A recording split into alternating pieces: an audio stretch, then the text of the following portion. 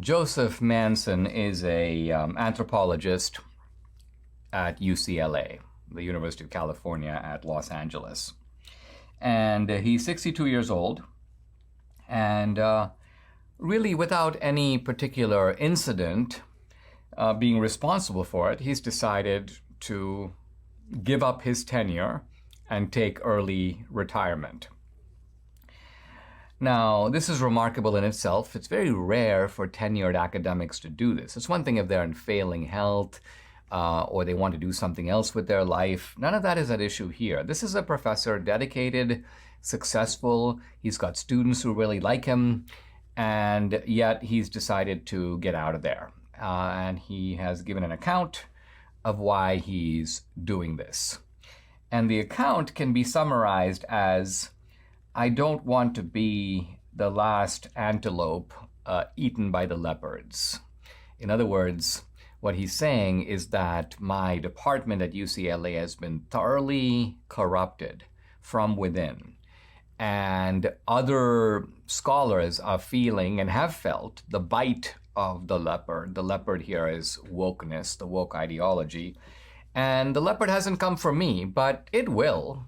It has to. Why? Because it comes for anyone who believes in independent thought, anyone who thinks for themselves, anyone who contests the propositions of woke ideology. And even if you agree with some or even most of them, you might disagree with a few, and that will be enough of a pretext for you to then be targeted, bullied, and your reputation destroyed. Now, Professor Manson concedes that anthropology, his field, because it deals with ancient man and the relationship of, also it covers some issues of evolution. It's been a politically controversial department to be in. There are certain departments more controversial than others. Obviously, it's more controversial to be, let's say, in history or in economics or political science than it is, for example, to be in computer science or to be in geography. So anthropology has been a controversial department, but he says, but UCLA's department was a relatively collegial place until the early 2000s.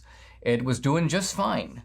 And then he goes, one by one, we started hiring some of these leftist ideologues.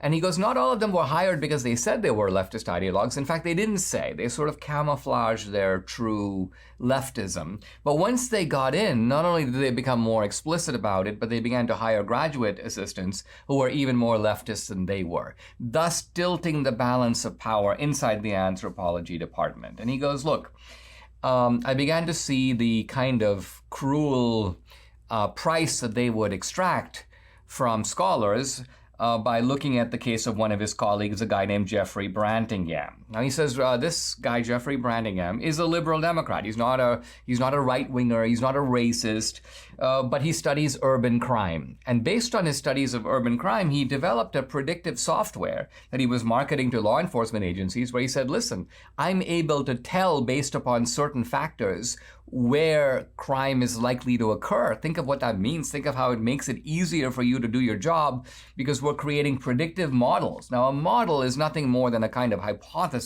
that's going to tell you to look in a certain place. It's not determining that there will be a crime. It's talking about things like probabilities and likelihoods and tendencies and so on. But nevertheless, in the spring of 2018, the Graduate Student Association, essentially a gaggle of leftists, passed a resolution saying that this professor was, quote, criminalizing blackness. Criminalizing blackness. There was no effort to document this or to show that this guy was in any way anti-black, not at all. In fact, he continued to teach his course. In fact, he's teaching it to this day. It's called The Ecology of Crime. It draws 150 students every year. It earns very good reviews.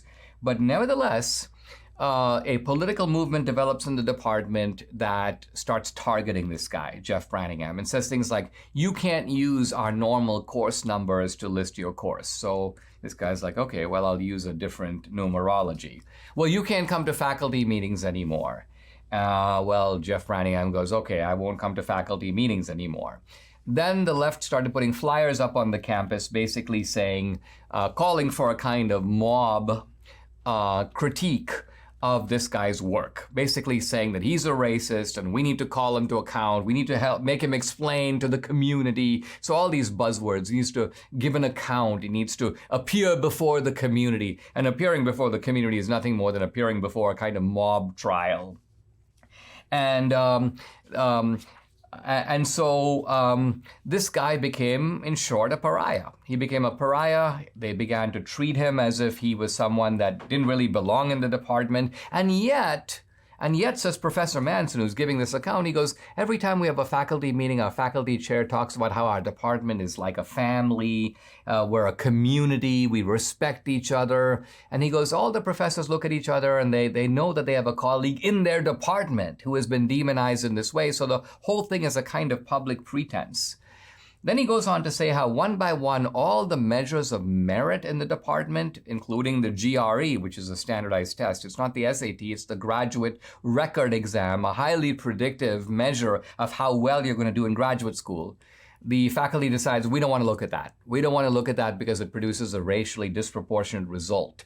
So one by one, what's happened is the department has become a joke. It's taking students who aren't there because of academic merit. What are they there for? Well, in their recommendations and in their essays, they all, profess allegiance to woke ideology. So they're there because of wokeness. And since they're there because of wokeness, what kind of academic standards are they going to uphold in the department? Answer, none. They're going to do nothing more than become little woke police, demand that their grades and their advancement be based on wokeness.